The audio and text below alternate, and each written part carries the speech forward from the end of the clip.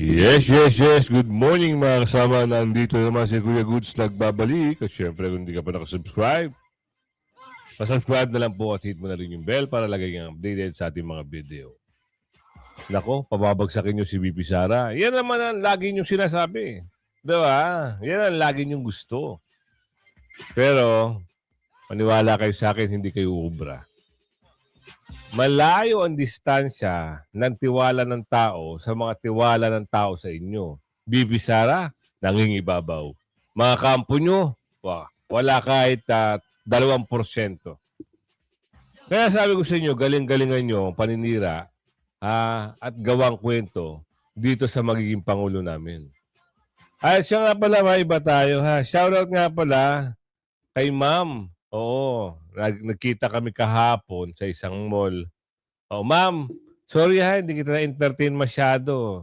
At talagang, meron kasi akong iniisip kahapon. Ano yung pinabibili sa akin, nakalimutan ko. Shoutout sa iyo ha, hindi ko na rin nakuha yung pangalan mo. At yun, tuwan-tuwa si Ma'am. Yun, simulan na natin ito. Pababagsakin nyo si BP Sara. Mga dating Marines, lumantad na. Naku po, ayan na. Yari ka ngayon. Aw! At BP Sara naglabas ng pahayag sa paglala. Kasi meron ka palang merong sa gitna silangan. So ating kababayan, mag-ingat po kayo. Ngayon, hindi ko alam kung meron panawagan ng repatriation. Kung sakali man na kayo sa tingin nyo ay kasi parang hindi pa ata wala pa ata ang pag-uusap sa mga mga bagay-bagay na kanilang mga pinagtatalunan eh. Kung alam nyo na magiging mabuti kayo doon sa gagawin ng repatriation, kayo ho, gawin nyo. Para alam nyo naman kasi hindi natin masabi ang saklaw ng mga pangyayari. So, nagbahayag ko si BP Sara dyan. At asan ba si Ngagba? Yan ang tanong ni Mr. Harry Roque. So, simulan na natin dito. Committee, ang 4 na impeachment complaints against the Vice President. We are considering to start the deliberation of the Justice Committee on March 2, March 3, Which is today. and March 4.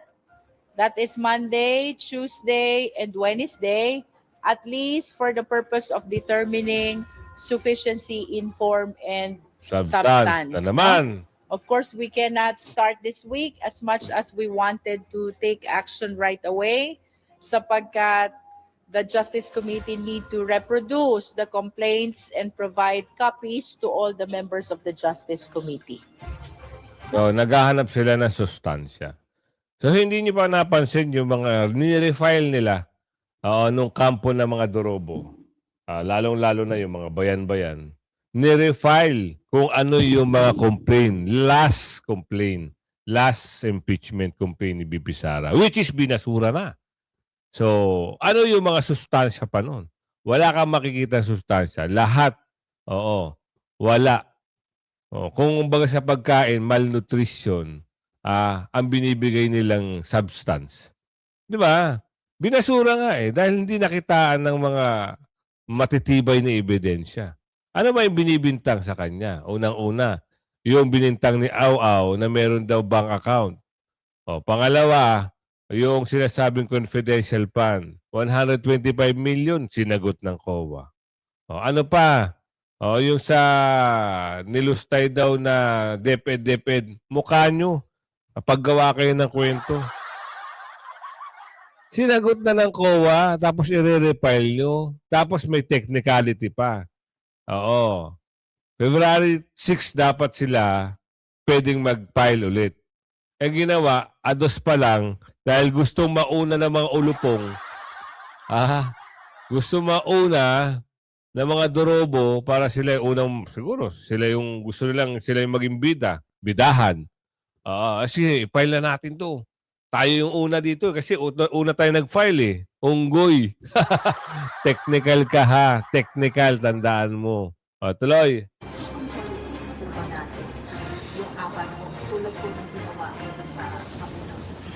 Wala na pala ito.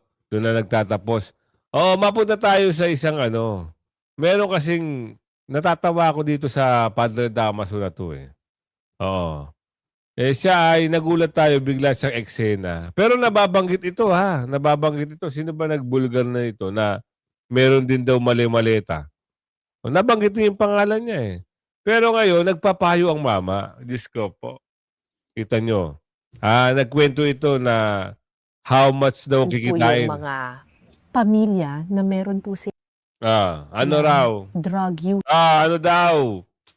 Mahirap kasi magbanggit ng mga ganong wordings eh. Kaya sinasamahan na lang natin ng boses. Tuloy! Sa kanilang pamilya. Tapos, nawawala na ng pag-asa kasi hirap na sila dahil problema na talaga. Ilagay natin sa drug rehab. And this is where sana yung gobyerno, imbis na kurakutin ng pera, ay gamitin sa social services, maglaan ng pondo para sa social people who society labels as ills, liabilities of society, and there are programs that have proven that work.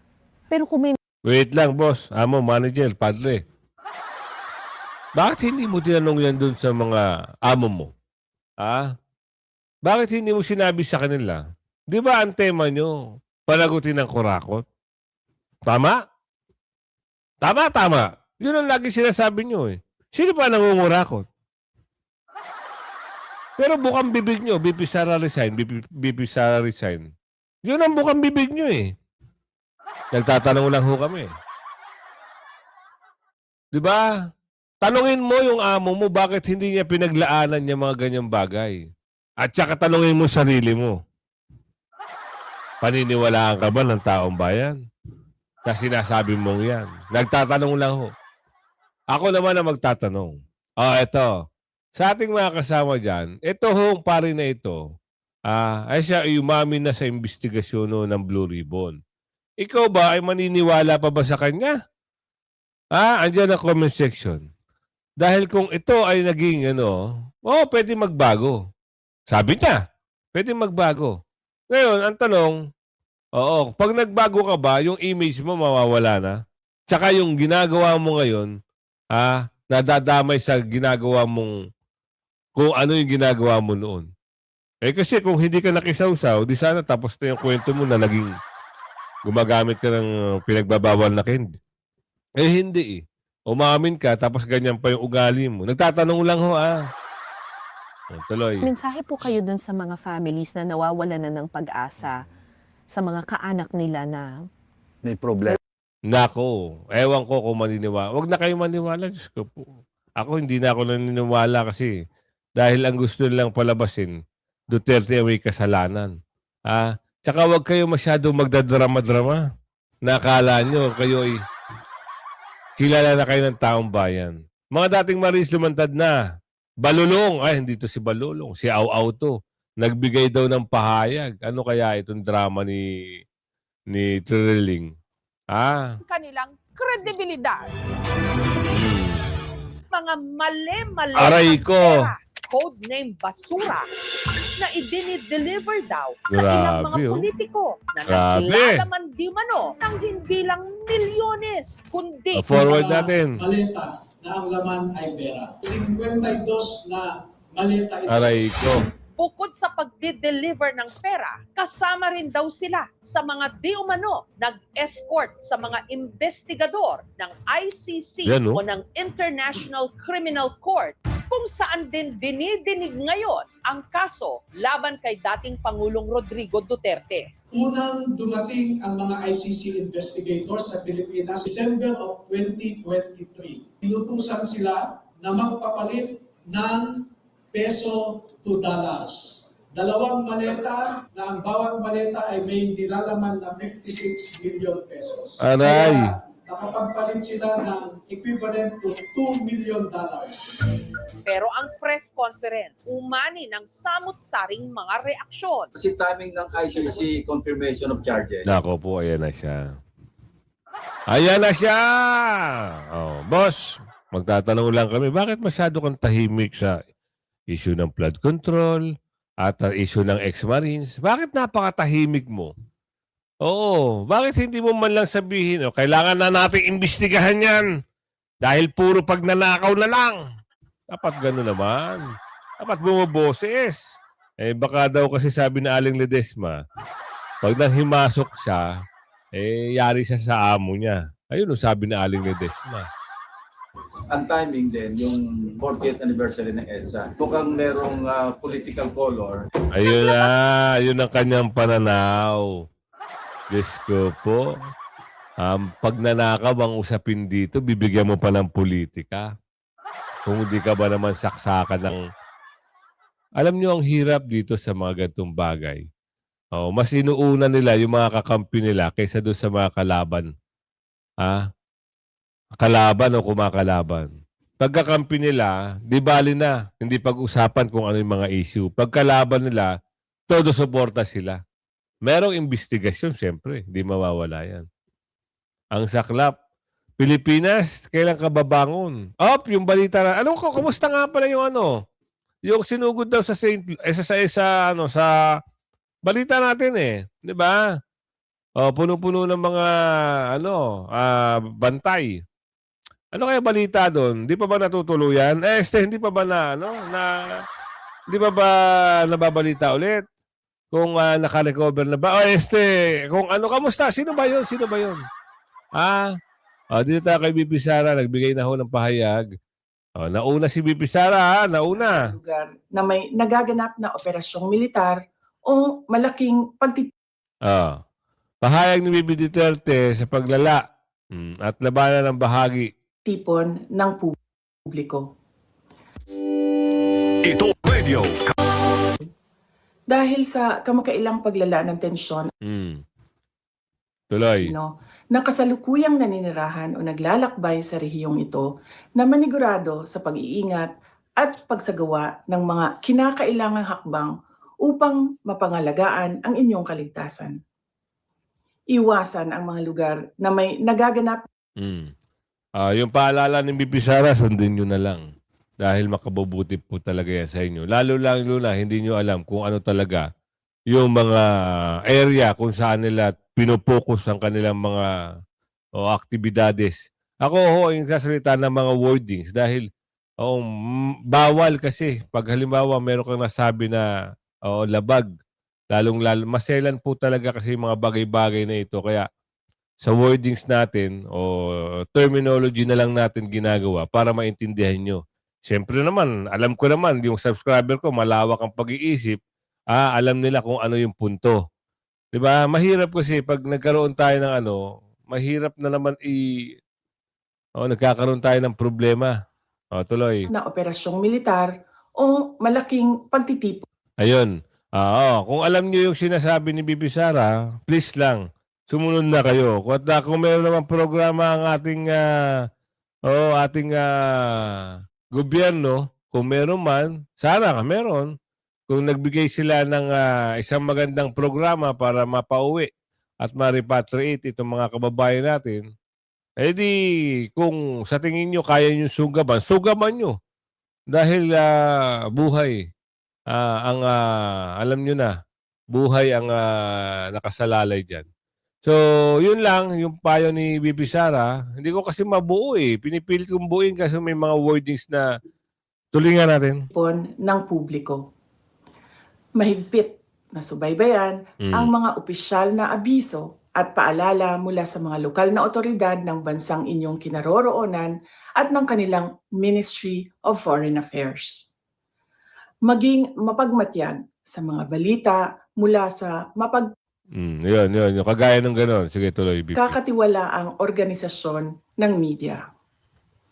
Panatilihin ang regular na komunikasyon Sa sa pamilya. inyong pamilya, mga mahal sa buhay, at mga pinagkakatiwalaang kaibigan tungkol sa inyong kinaroroonan at kalagayan. Ayan. Maging kayo vigilant, no? Kasi mahirap na. Lalo na ngayong sitwasyon, sana nga matapos kagad eh. Hindi natin alam kung ano talaga yung mga problema nila. Attorney Haru Roque, asan nga si Ngagba? Oo. At mamaya ang presidente ng Amerika ay meron ditong sasabihin na magsasagawa na talaga ng operasyon. Yan. Parang nangyari na to dati.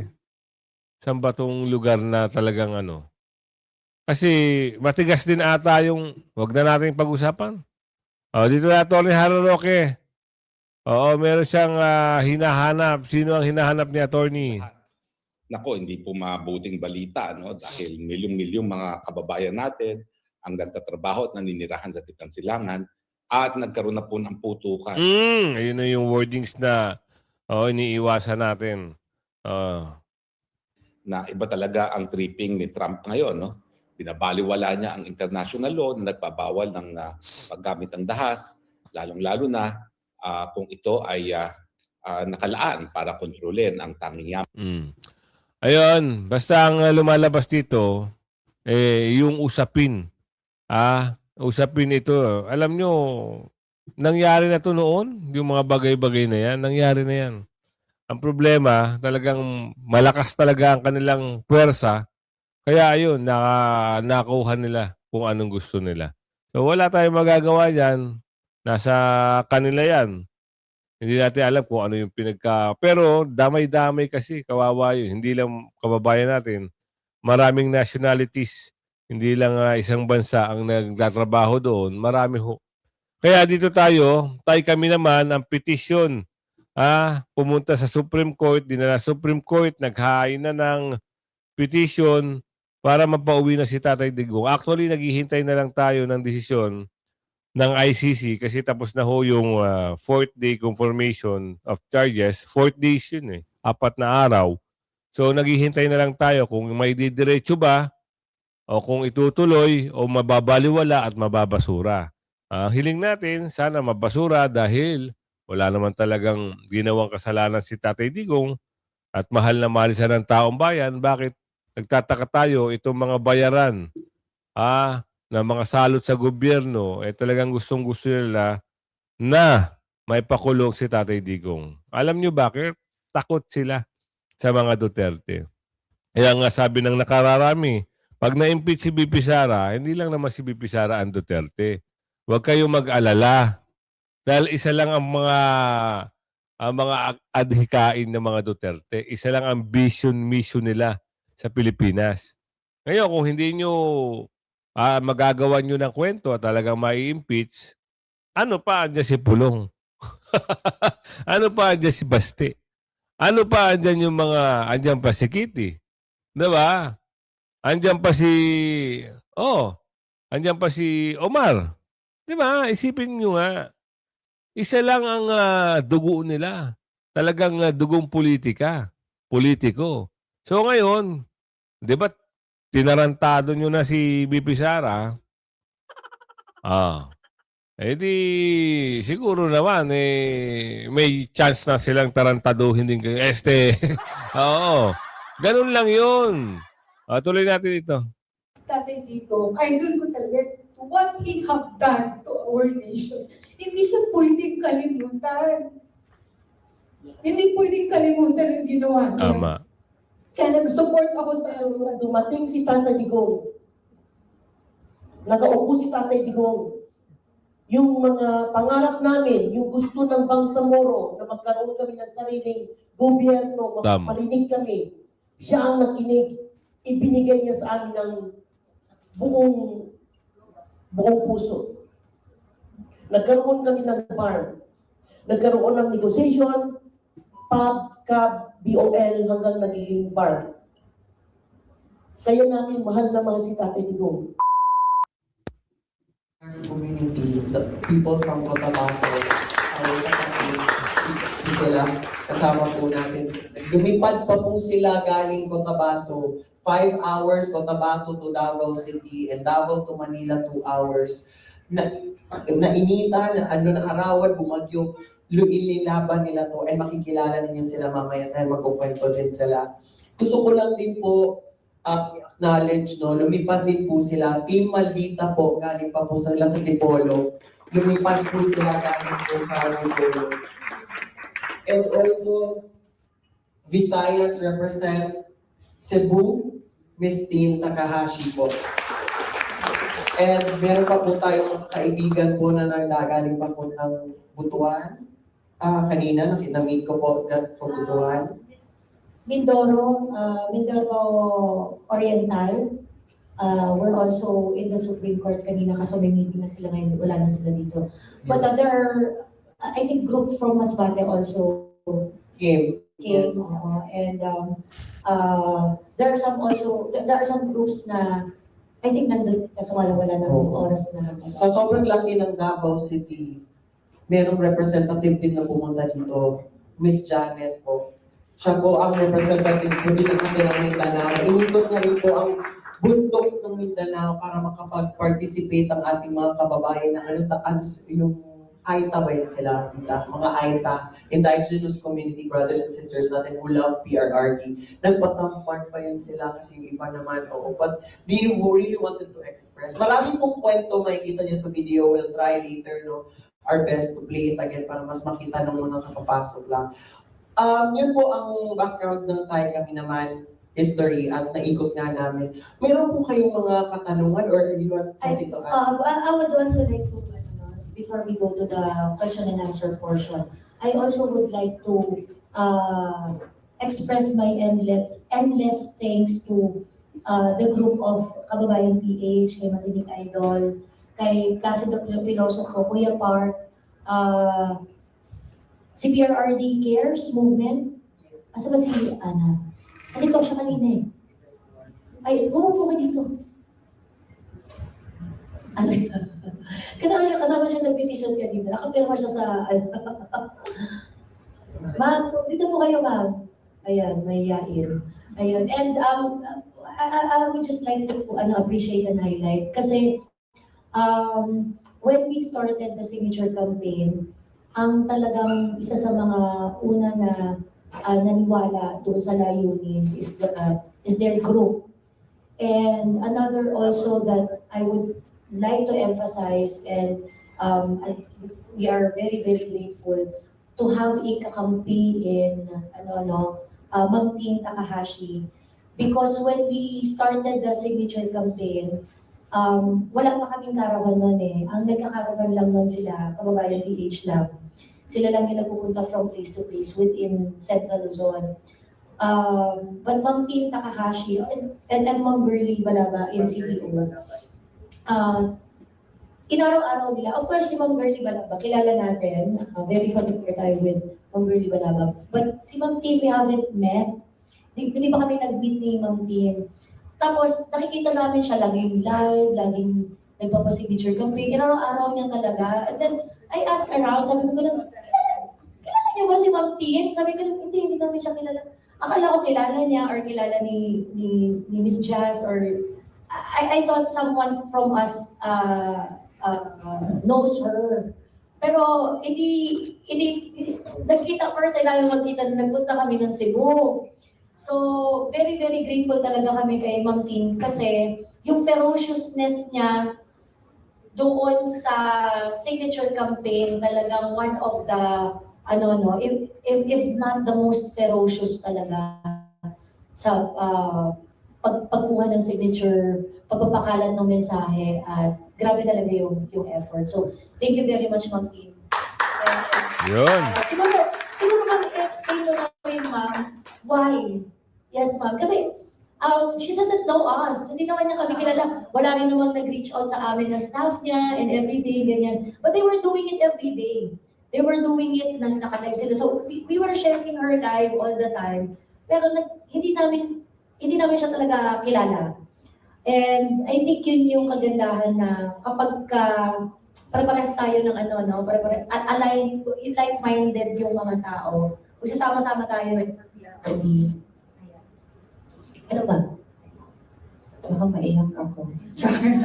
So ito, may mga team ko talaga sa Visayas, sobrang active na yung kilalang DDS. Ako naman busy sa Visayas, Tokyo, umuwi. Tapos I do the philanthropic works and meron din akong foundation. So sabi ko sa kanila, rest muna tayo sa philanthropic works. Let's help muna. May nakita akong team na gumagawa. Sila din na ganun. So at least may kasama kami na parang na-amaze kami at first sa initiative na coming from the people yung magpapasignature.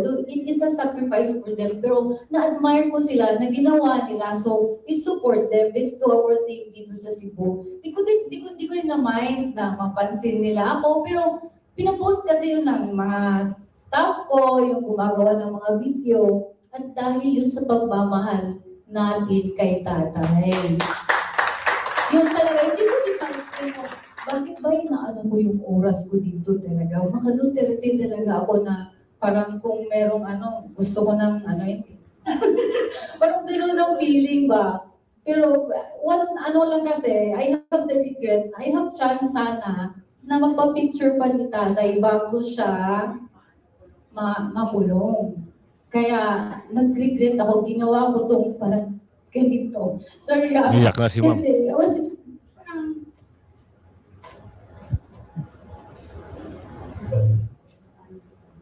but you have to speak from the heart, no? Tinawagan pa nila ako na may tumawag na I have chance na mapicturean siya doon sa airport. Wala kasi akong alam na So, napaiyak na si ma'am dahil sa... Alam nyo kasi yung hirap na pinagdaanan ng Digong bago siya dalhin sa dahig. Yung kagagaling mo lang ng Hong Kong, hindi ka pa nakakababa ng eroplano, ay inaresto ka na. Oh, kita nyo naman yung umaresto ngayon, parang tahimik. Diba? Lahat no comment. Alam na nila kasi ang mangyayari sa kanila pag upo ni BP Sara. Hay, nako talaga naman. So alam natin kung anong mangyayari ngayon. Kasi first day, March 2, 3 months na. Konting na lang, magkakalahating taon na. Palapit na ng palapit, sabi ko nga sa inyo, 2028 eh. Maraming tumututol dito sa investigasyon na ex-Marines. Bakit? Bakit tinututulan? Tutuloy itong gagawing investigasyon ng Senate Bourbon Committee dito po sa naging aligasyon ng 18 ex-Marines. Yung dating mga security personnel ni dating Congressman Zaldico. Ito ay dahil sa tutol, ito mismong si Senator Erwin Tulfo na siyang Vice Chairman ng Senate Committee o Senate Blue Ribbon Committee. At samantalang ito pong si Senator Ping Lacson ay sumagot na rin sa naging pahayag ng Iglesia ni Cristo na may kinalaman dito po sa isyong ito. So iisa-isahin natin yan mga kababayan. Unahin natin ito pahayag ni Senator Erwin Tulfo na kung saan ay ang panukalang investigasyon sa Senado ay kanyang tinututulan dahil ito po ay yung mga wala pong katotohanan, yung mga paratang. At ang senador ay kabilang po sa pinangalanan dito po sa joint affidavit ng 18 ex-Marines na sinasabing sila po ay nag-deliver di umano ng malay-maletang naglalaman ng pera sa iba't ibang mga personalidad at kasama nga ho rito, ito pong si Senator Erwin Tulfo. At sabi ho niya ay hindi niya raw po papatulan ang aligasyon at hindi siya pabor na imbestigahan pa ito ng Senado. Ayun. Kasi wala raw pong katotohanan at mali-mali raw po ang naging pahayag nito hong 18 ex-Marines. At kasi ang problema raw ho, sabi ho niya ay baka maging sarswela lang daw ho ito. Bakit kaya? Natatakot itong si... Paano? Nabanggit yung pangalan niya doon sa mali-malitang listahan eh. Bakit kaya ayaw ni Boy Bentalo? Nako. Hayaan nyo lang kung ayaw nila. Pero sabi ko nga sa inyo, hindi kayo liligtas sa 2028. Kung timawa kayo sa pera ng taong bayan, pagdating ng 2028, isusukan nyo lahat yan. Andyan ang taga-taas, nakamasid lang sa inyo. Di ba? Ang sarap kumita ng pera na hindi pinaghihirapan. Di ba? Kukunin nyo na lang, Gagawa lang kayo ng kwento. Ilalagay saan program yung pondo at paghahati-hatian, di umano. Anak kayo ng bugi. Sana kung Sana kung halimbawa magalit ang nasa taas at kumuha ng mga magnanakaw at dorobo, oo, kayo na ho magtuloy. Oo, kaya kung umabot kayo sa video natin ito, sabihin nyo saan lugar kayo. At sana, comment nyo dyan, #VP Sara sa 2028. Para naman, mag-spread yung video natin. Kasi, ito ay tulong natin kay VP Sara na talaga, tulong at suporta ha. Suporta natin ito sa kanya. Ayan, kung umabot ka, saan lugar ka, hanggang sa muli. Bye-bye!